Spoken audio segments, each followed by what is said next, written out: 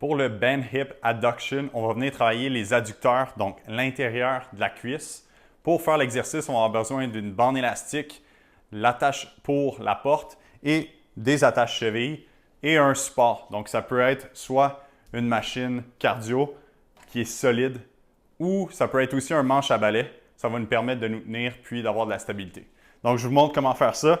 La première étape va être de passer l'attache dans le cadre de porte. On va fermer la porte. Puis, on va glisser une bande élastique dans la courroie comme ça ici. Et on va travailler une jambe à la fois. Donc, ici, on va attacher la jambe qui est la plus près de la bande élastique.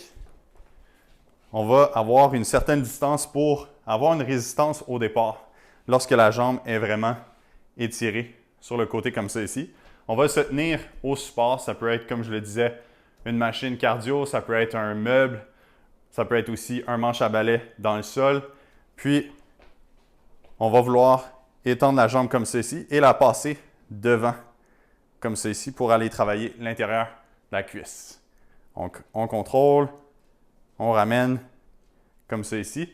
Puis, super important de contrôler le mouvement. Donc, on le garde ici vraiment au niveau de la contraction 1 à 2 secondes. Puis, on revient tranquillement. On va chercher l'amplitude complète et on ramène. Si ça commence à être facile, ce qu'on peut faire, c'est se décoller du point d'ancrage. Ça augmente la résistance.